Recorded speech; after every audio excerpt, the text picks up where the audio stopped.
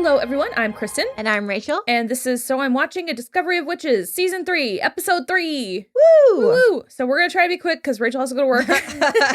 Just run out the door. A Rachel-sized hole in the wall. Yeah. Okay, so one thing we have to say, we were mistaken in Episode 2. The reason that Matthew, Marcus, and Jack were going to New Orleans is because they were trying to get blood samples from all of Marcus's children and grandchildren. But then also at the end, Ransom said, I will join your scion. So, okay. So what is happening? So they were going there to get the blood samples so that Chris and Miriam can work on them. And then in the meantime, Marcus was trying to convince Matthew to do the scion. Okay, yes. Okay. So now everyone's on board with the scion. I don't know if they're getting blood samples or not, because that ended up going then by the wayside. Yeah, I don't. But yeah, so that's where we're at with that. Matthew basically had to go eat shit, rightfully so. He murdered at least 15 people. And literally had to name every single one of them and how he killed them. Including Ransom's mate, which that's a big fat no-no. I liked Ransom for the most part. When he was menacing Jack in the cemetery, I didn't love that. Yeah, because it's like, for what? Yeah. I mean, I guess I understand because, Matthew did come there and just decide that, like, they're all going to die regardless of the attachments that the other people had. So it's like, well, why is this asshole special and everyone else, especially my mate, you murdered? Yeah, I mean, I definitely get both sides of it because Matthew's like, well, I'm 100% a different person than I was then. Things have happened, like this, that, the other. But at the time, I thought what I was doing was right, and he's not wrong. I mean, and also it was a direct order from Baldwin and the congregation when he did it. Yeah, so. And I just, like, I know it's a tonal thing and a character thing, and this will always be a complaint that I always have. Do people just communicate it? Oh my God, 100%. So if he had just walked in there instead of being like this fucking scary, like, menacing vampire sire guy, and then just been like, hey guys, my bad. Yeah. Like, I'm totally here to eat crow. Like, I am super sorry that I murdered all your loved ones. Yeah. But shit's happening and we're running out of time. So he did that. Everything is basically fine now on that end. Ransom and the rest of Marcus, there was one named Geraldine as well. So the rest of Marcus's, like, brood are seemingly on board and fine. Hopefully this is the last of it because Ransom seemed really cool at the end. Mm-hmm. And if we could, honest to God, just move forward. We have That'd 4 be so episodes left. Yeah. I would just love it if it was just straightforward and that was it. So we'll see about that. In the meantime, back in London, Diana has found the second page of the book hidden inside a book of ciphers, which was pretty interesting. I don't know, where did the baby go? Oh, the baby was still in the book, so we don't need the baby page. Yes. There are 3 pages that we're still missing. Okay. Yes. Well, it was like, there was a book of ciphers that, oh wait, now I'm confused. Because she had to go see who had that book last to then know to go see Father Hubbard because he had the page. Yeah. So it wasn't hidden. It was at one point hidden in there, and then Father Hubbard had the book and he took it out. Thank you, because I was like, I feel like I'm going insane because I don't know how we put that together. And so Peter Knox went to see Father Hubbard first, and that fucking guy. Can we just? Had him. He had him. Father Hubbard has done the most to Peter Knox that anyone has. Yes, which was awesome because I was not expecting that from him, and he basically.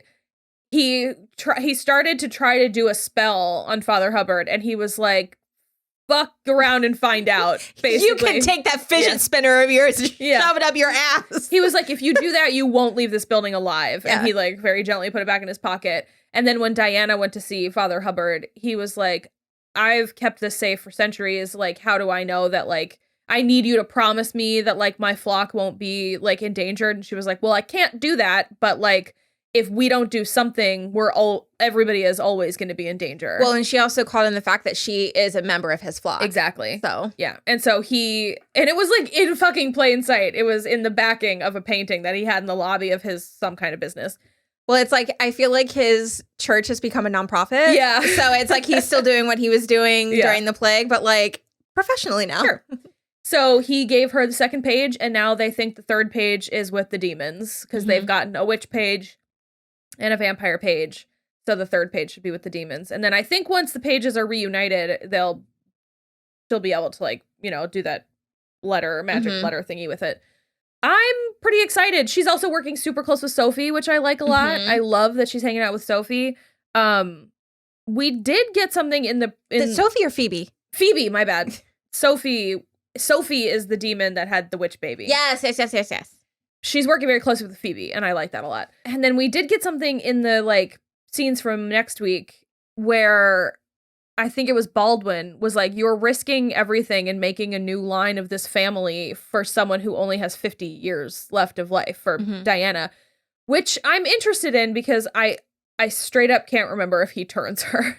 I feel like that would be the natural order of things. Or when they put together the Book of Breathings, because they keep making it seem like she's the only one that will have the alchemical. There you go. Knowledge and ability to basically figure out how things are made and unmade. So then she could effectively make herself. Sure. That is the thing that I like the best about Twilight. Is that literally from the jump, from the moment Bella knows what Edward is, she's like, cool, me too. Yeah. When are we setting this up? Yeah. And because for me, there's like no other option. If you fall in love with a vampire, he has to make you a vampire too. Yeah. Or else it's never gonna work. Especially you are mated. Yeah. So you really think that he's just gonna let you die? Yeah. It's ridiculous. It's very silly. Especially if their kids end up being like immortal or like partially immortal or something. Whatever. Regardless, I don't think we're gonna end up seeing that. But who knows? So we'll see. That is, though, one of those things that's very interesting because I could see Matthew really be like pulling an Edward and being like, what about your soul, though? My God, if we do. Well, and then like to go back to last episode, when Matthew was like dispelling all the myths about that, like the students knew about vampires, and he was like, I am Catholic and I have a crucifix. And I was just like, yeah, you really are like hella religious. Super Catholic. Yeah. Just like, ugh. We also, Sarah threw like a weird fit and then took it back, I guess, because she's still there. Yeah, because Gallowglass and Fernando were like, she needs you. And then she's like, okay. Like, she had a bag packed. She was like trying to get out of the house. She spent money. She bought a ticket back to go back Wisconsin. To not Wisconsin, Massachusetts. She just, every time she says Madison, all I think of is Wisconsin. Same. But it's same. And she was like, if I go home, then M will be there. And it's like, ma'am, you are magic. Yeah. M is wherever you are. You have the abilities to commune with her. Yeah. Why are you so bad at this? Ridiculous. And also, why is she not like, tell me everything that you learned with those witches back where you were? And she hasn't asked anything to Diana about like, how are your powers progressing? What did you learn? What can you do now? She's just is like being such a frumpy just baby. And like, it's sad. Like her partner died. Of course, but she's not. But actually, it's not even about that anymore either. Is the thing like no? Because now, guess who hasn't mentioned M? Is her. I guess actually we forgot to mention in the last episode when Baldwin was attacking Jack. Diana attacked Baldwin and like wrapped a chain around his neck and was like, "Don't touch my son," and that was pretty amazing. So. I think the more she like does her powers, it would be good. Well, and like Sarah did say, you have to use your intuition and your intellect, which we know that you have in spades. So it's like, great. So you do know that she still needs you because you have been practicing longer than her. She might have more knowledge, but like you can speak from life experience. So stop being a pity party baby. I agree. And I like, what is it, Alex Kingston? She is a very good actress, and it's just like you couldn't mine anything else from this.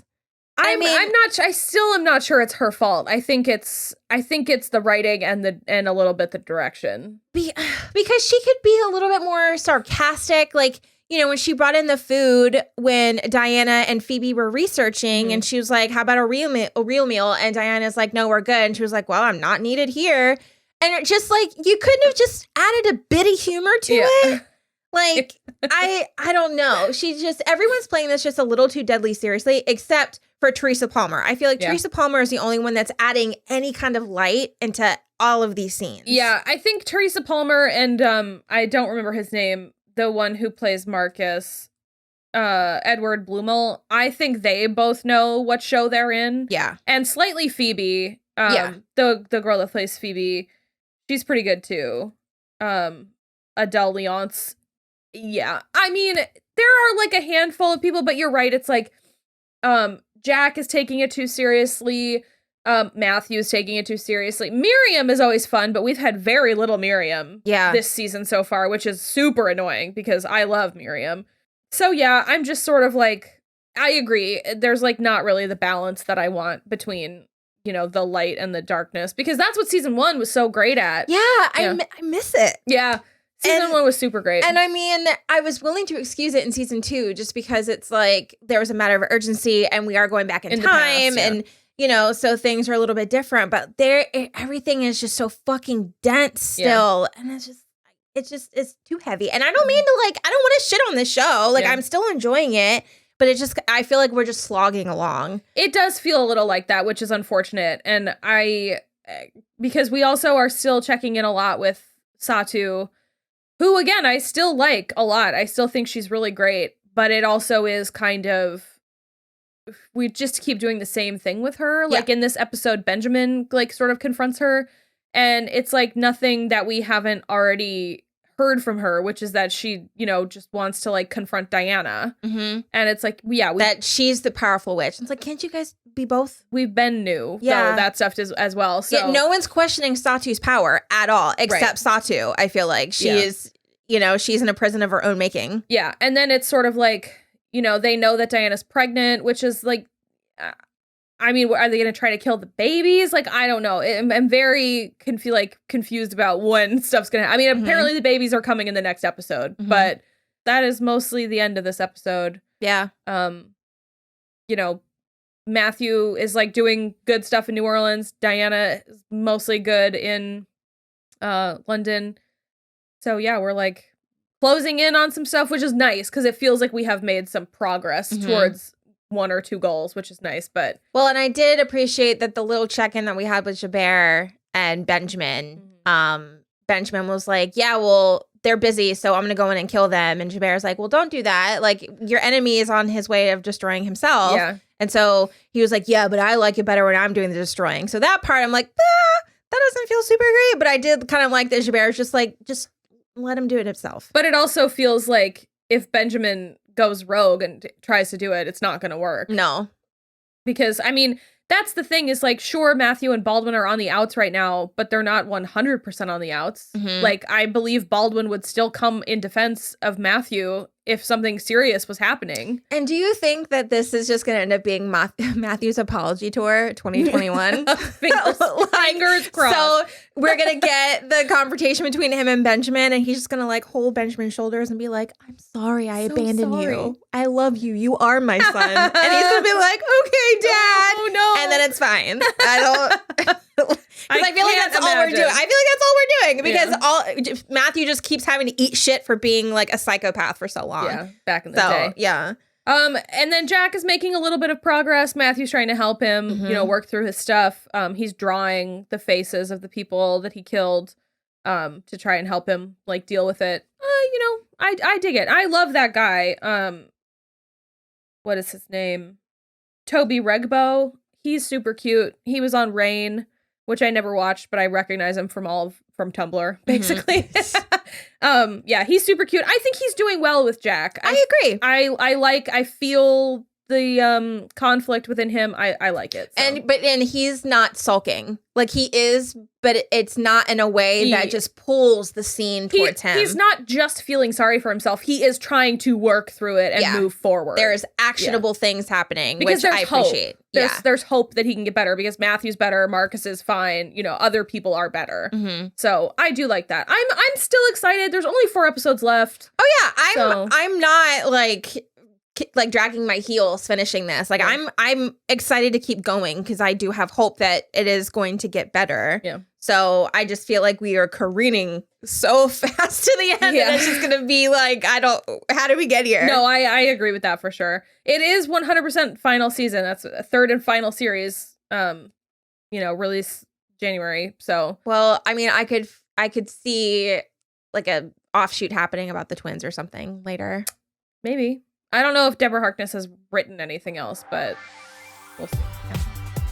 All right. Well, we will be back next week with episode 4. Bye. Bye.